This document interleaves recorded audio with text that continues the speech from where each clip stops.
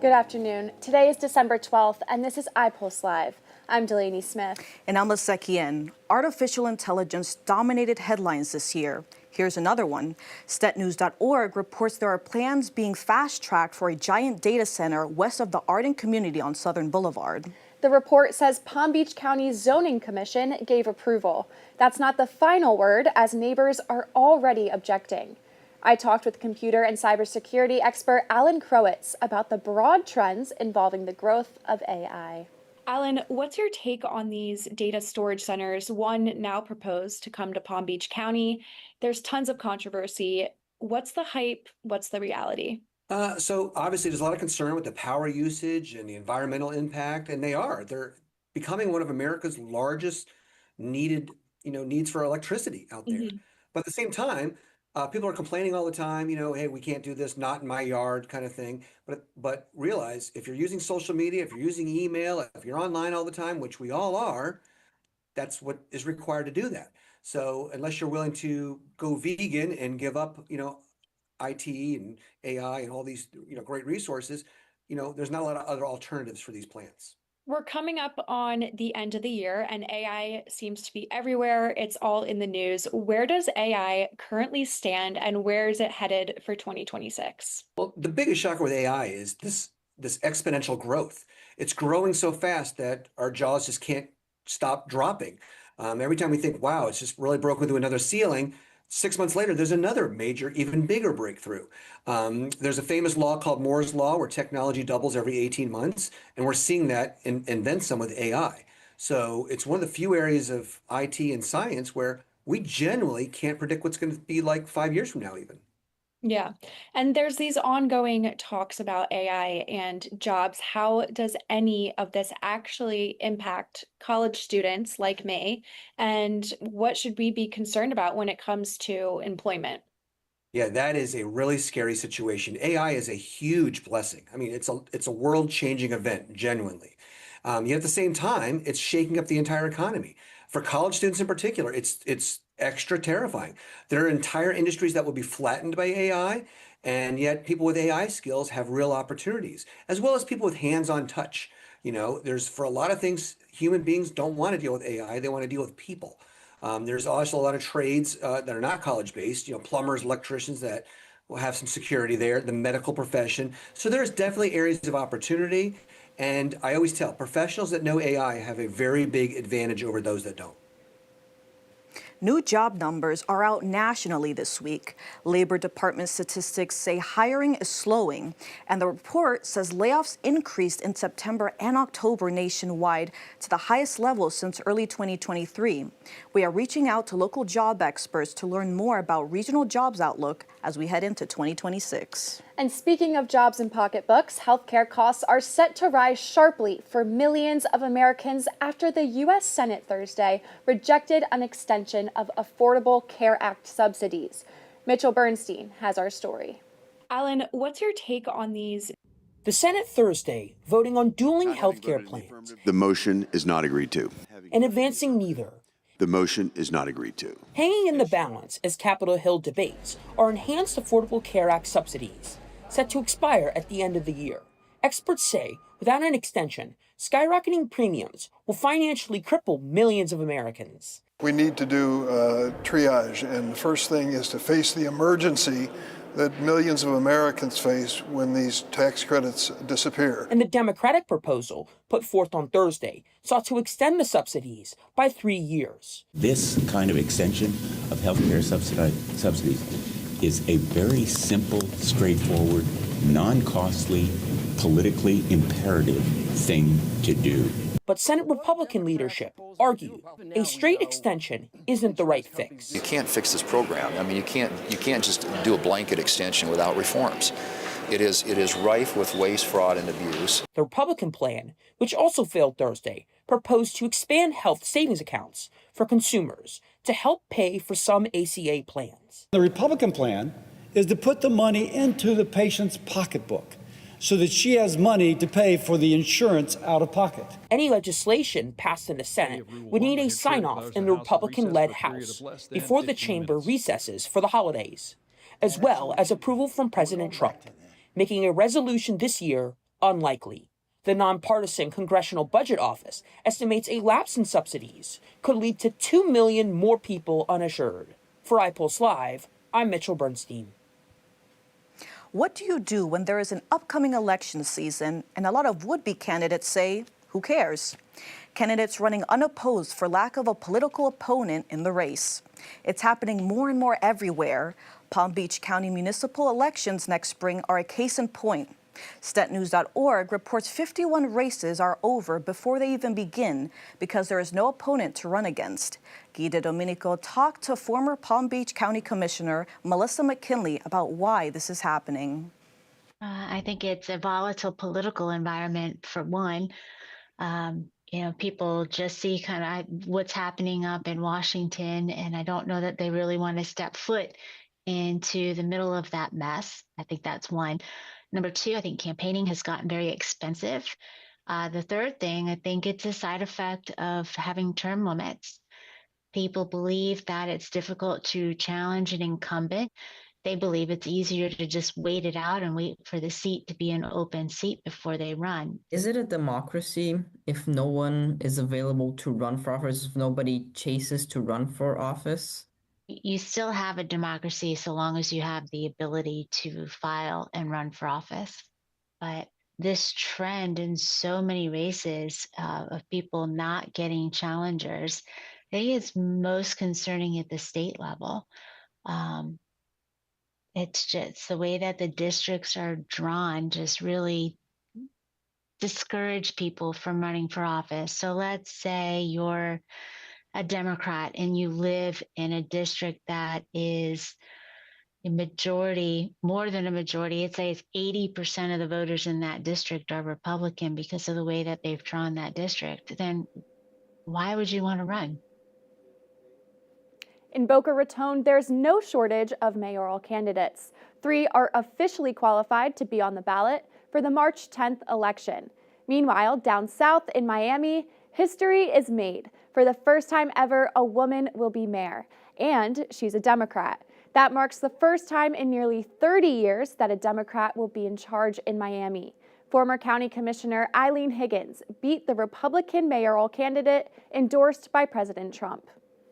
There's a lot going on that is creating a lot of fear in our community, especially the politics of trickle-down hatred when our federal government is speaking about our immigrant population. And our population here is primarily from other places. Close to a month ago, we saw temporary protected status eliminated for our Venezuelan residents. In Miami-Dade County, so larger than the city, we have about 100,000 Venezuelan immigrants, and they all lost their ability to work. I was speaking to a gentleman, has a health clinic, received notice from the federal government. He had to immediately fire 27 employees. That's 27 families without a breadwinner, and a health clinic that's missing 27 people to serve clients and patients. This is not only cruel and inhumane, but it's also really, really bad for our economy. Her margin of victory was by 19 points. Already, she says she plans to unwind an agreement between the city and federal government, empowering Miami police to conduct immigration enforcement.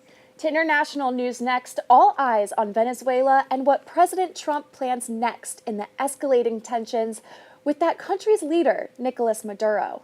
U.S. military forces seized an oil tanker off the coast of Venezuela this week, saying it carried, quote, black market sanctioned oil. A huge U.S. military buildup continues as the Trump administration pressures Maduro to leave office.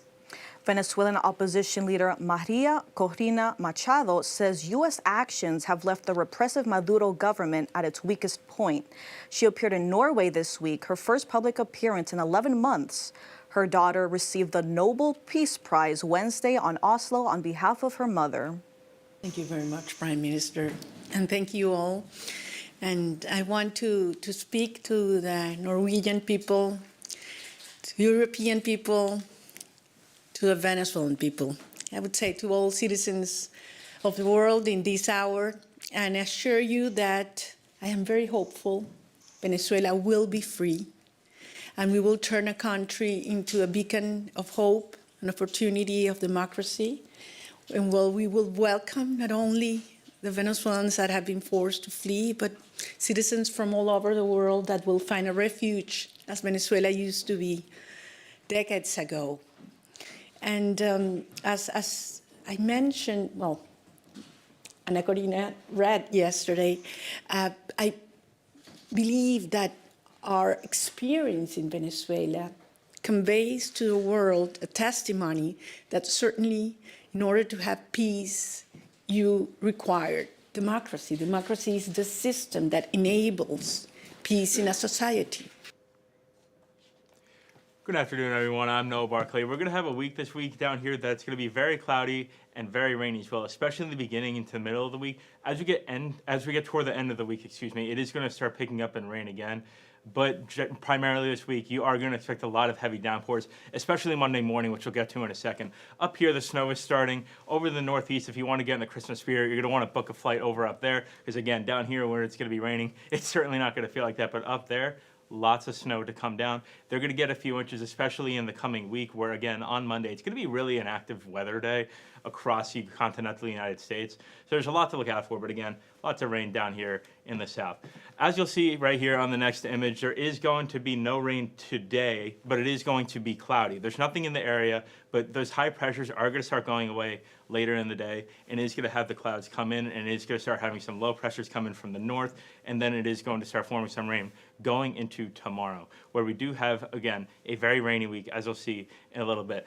On the next image right here, you'll see on Monday, this is the storm that comes in, and it's about 4 o'clock in the morning, but it goes up into the commute. So during the commute, when you're getting into work on Monday, it is going to be rainy. You do have to be careful. There is a lot of rain that's going to fall. It could be torrential at times, but it is most definitely going to be very steady for most of it. But as you can see, you do have some heavier spots right here in the yellow, which is going to force it to be a lot heavier at certain moments. So you should keep an eye out for that and drive in very carefully, especially as it gets closer into 9 o'clock, where it is going to pick up and get heavier. As you'll see right now on the 7-day forecast, we do have this rain from Saturday over into Monday. Over into Thursday, the rain is going to pick back up. So primarily, it is going to be a very rainy week. Thank you very much. Fall sports are officially wrapping up here at Lynn University. Although our men's soccer and women's volleyball team fell short in the pursuit of a championship repeat, they left it all on the line in postseason play. But as the spring semester approaches, numerous other Lynn athletics teams prepare for action. Isn't that right, Delaney? Yes, and as an athlete here myself on the women's lacrosse team, I can tell you we are fired up for spring. But for now, let's take a look at what our fall and winter sports have been up to. Starting with men's soccer, 2 players earned All-America honors. Dominic Ngatier, named to the second team, scored 14 goals this season, the second most in a single year in program history. His teammate, Robin Munst, also picked up All-America recognition. The team made a strong run in the postseason, winning the SSC championship. They lost in the NCAA Sweet 16 at Bobby Campbell Stadium, which marked their first home defeat in 774 days. In women's volleyball, 2 players earned All-America honorable mentions, Ula Gorup and Nadia Rossi. The team's season ended earlier this month in the second round of the NCAA South Regional, finishing with an impressive 22-10 record. I was just proud of them and the way that they fought to the end and the belief that they had. And today just wasn't our day, but we really left it all out there. Switching to basketball, the men's team picked up a home win Wednesday against Florida National. They now sit at 6-2 and will host Florida Southern tomorrow. The women's team is also off to a strong start, entering the weekend at 7-2. It's been a big season for the Fighting Knights, but it's not just the athletes on the court or field that make it happen. Absolutely. There are many people behind the scenes ensuring the various operations are successful. One such person is Andrea Reyes, who was the subject of a documentary that he created recently called MVP. Here's a snippet. From the first moment she showed up, Drea was fired up. You know, there are students that you just know are going to go on and do great things. It's not a matter of they turn in a great assignment or they write a great paper. It's the attitude. And she always had that attitude of, I'm going to be a success. She adds a lot of value to our program. She handles all of our facilities and operations here at Lynn University Athletics. It is great to have her, especially since she was a Lynn student, so she has great connections all across campus. So especially in her area with facilities and operations, she works heavily with the rest of campus. So having her around for many years and doing a great job has really boded well for us in athletics. She's like everything really for Lynn. We every game, every time I'm working for any soccer game, any basketball game, Drea's there. Any questions, every time, like she's on the phone with a coach. She's always doing something, always busy, she's always being the problem solver, and that's just very valuable. Every time there's a question, Drea has an answer. She's a godsend for all of us, honestly. You know, just talking with other coaches around, we know that Drea, if we ask her for anything, she's going to get it done. If we email her, she's going to respond right away. There's no task too big or too small for her that she can't handle. And she's really organized and she's really good about it. So we trust her a lot to get things done. And then if she ever needed anything from us coaches, you know, that respect goes both ways. So we would drop anything to help her as well.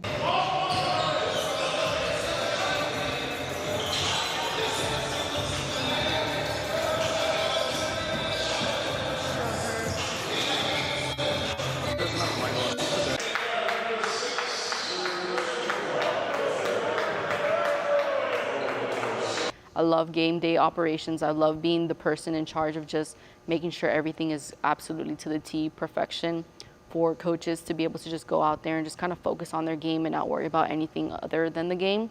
That's my ultimate goal at the end of the day. You know, you go to a game here, let's say you go to a soccer game here, and you see the coaches, you see the student athletes, you see the trainers. What you don't see are all the people like Drea who are behind the scenes running the show, running the operations of the event so that the game can happen. Without somebody like Drea, the game isn't going to go on. Before the games, everyone just kind of assumes everything's in place and nobody really nobody thinks about the behind the scenes. It is very important, especially in the world of athletics where things move so quickly and such at a high volume. Having someone like Drea who can handle it and handle the operations of it is such a big help to the department. And like you said, it's a lot of stuff behind the scenes that not necessarily all of the fans or all of the spectators or parents and players might see, but it's a tremendous help on the internal operations side of our department. I think it's really awesome to see. I mean, I know for coaches, we want our athletes to have that same drive, that same accountability. Like, you come to work, you get the work done, you're always on time. So we always want that in, you know, the people who help us out in athletics as well. Thank you, Andrea, for everything you do. We appreciate you immensely. Lisette, back to you. Thank you, Delaney. In this season of giving, our furry friends are included too. Many of us pamper our cats and dogs, but many more animals are not as lucky. They are abandoned, without homes. Adam Hakimi got to thinking about that when he saw a group of strays. He reports. Who let the cats out?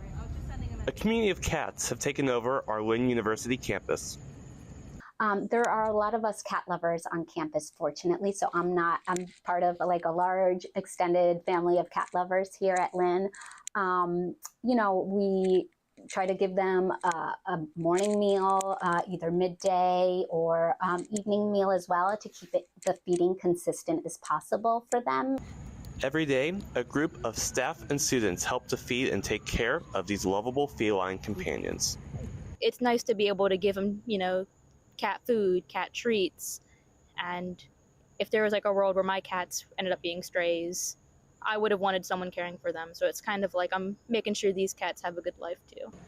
With an ever-growing amount of cats on campus, those involved are looking to create even more awareness. Just kind of creating awareness with our student population. I would love for students to get more involved, either through volunteering or setting up more cat donations for food. Even something as simple as driving slowly in the parking lots. You know, those cats that's where they live and they roam. And I see people speeding through the parking lots quite a bit. And, you know, we've seen some of our beloved community cats get hit and killed because of it. These furry friends have become family to many. It's super fulfilling getting to like come after dinner and pet them, or like after class or after breakfast, and it's just fun, and it's not a job for me, it's more of a hobby. For some, these cats have become a perfect part of our campus. And thanks to the students, these cats are getting the right amount of love and care that they need. This is Adam Hakimi reporting for iPulse News. More on the season of giving. The Rotary Club of Boca Raton West gathered donated toys so they can spend Christmas cheer into homes across South Florida. Reporter Guillermo de Domenico visited them. Toys, toys, and more toys. It's the season of giving, and the Rotary Club of West Boca Raton is doing their part. Elizabeth Alderetti is the president of the club. We have, I think, like 2,000, 3,000 toys. Have girls, boys for now, and babies. This week, they are loading their toys into storage so that they can be delivered throughout the holiday season. The recipient of these toys? Only in Palm Beach County, they have like 1,400 kids in foster homes. So, and I believe it has a lot of kids that are not going to have a gift this year for Christmas. So this is the way we can make a child a little bit happy.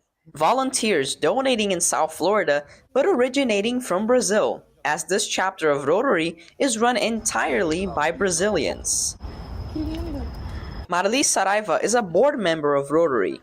She wears her Brazilian heart in her sleeve, but says her spirit of giving is not exclusive. She says, independent of having a Brazilian heart, everyone who has love in their heart has this wish to also distribute love and kindness to other people who are in need. Christmas for me is a portrait of a child. Seeing a happy child makes anybody happy.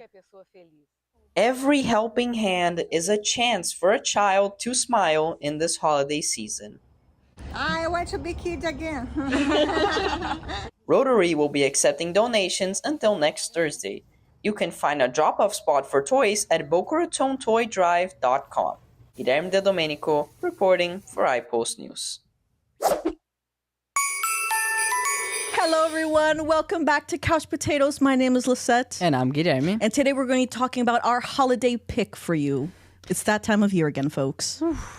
Yes, we love Christmas. Yes. And to start, my favorite holiday movie will be Klaus. And Klaus is kind of about the origin story of Christmas. Mm-hmm. And it's an animated movie. It's so beautiful. I would talk about this movie for ages because I love it so much. I think that it gets down the spirit of Christmas, just nailing it, which is about, it's the season of giving, ultimately. And this movie doesn't talk not only about presents, which is, we all love presents, but it talks about the greatest present of all, which is kindness. Yeah. And this is what this movie is all about, and I love it for it. I was going to say, when I was seeing it, I started seeing it because of you. You had recommended it to me, and I didn't know what it was about, and I kind of didn't want to know. But when I started picking up, like, it was kind of about the origin story of like Santa Claus and stuff, like with a twist to it. I was like so happy because I started picking up on like the little things, like when Santa he starts to laugh and he goes ho ho ho. I'm like, oh my god, Santa! It's a Santa reference. I love that. No, I love how this movie kind of implements little folklore about Christmas into it. We're not gonna spoil it, but it's really cute. Yeah. How about yours? So I'm gonna have to recommend Elf. Came out in the early 2000s. Stars Will Ferrell, and it's basically about Buddy the Elf, and he's raised by Papa Elf. But he feels like he doesn't really belong there. So he goes kind of back to New York, back to his roots, and finds his biological family. His biological dad, he doesn't really care for him because he thinks he's kind of crazy. He's in the naughty list. Yes, he's on the naughty list.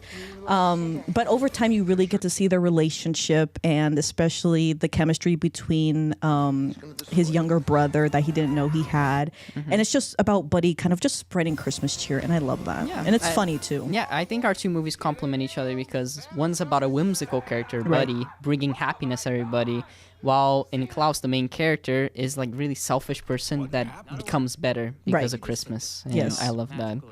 Yeah. So we hope you enjoyed this. Happy holidays. We'll see you next year. And until next time, bye. That was great. You guys really got into the holiday spirit, and I loved the bears you were holding. Yeah, I love them too. My mom actually got them for me in 2005, which was the year I was born, so they're very special to me. You know, watching Christmas movies is actually a family tradition of ours, so that's always great. So sweet. At Lynn University, we are proud of international diversity. Students from around the globe come here to learn and live. And season's greetings comes in many languages. Feliz Natal. Feliz Navidad. Feliz Navidad y felices fiestas. Feliz Navidad a todos. Payo Noel. Maligayang Pasko. 大家新年好。 Bon Noel, Moon. I love our Lynn community, and I will greatly miss it while I'm home up north during the winter break. With that said, we'll be back for the new year in 2026 when the spring semester starts. I'm Delaney Smith. And I'm Liseki. This has been iPulse Live for December 12th, 2025. In the meantime, you can always find us on social media at Lynn iPulse or our website at ipulsenews.com. Happy holidays!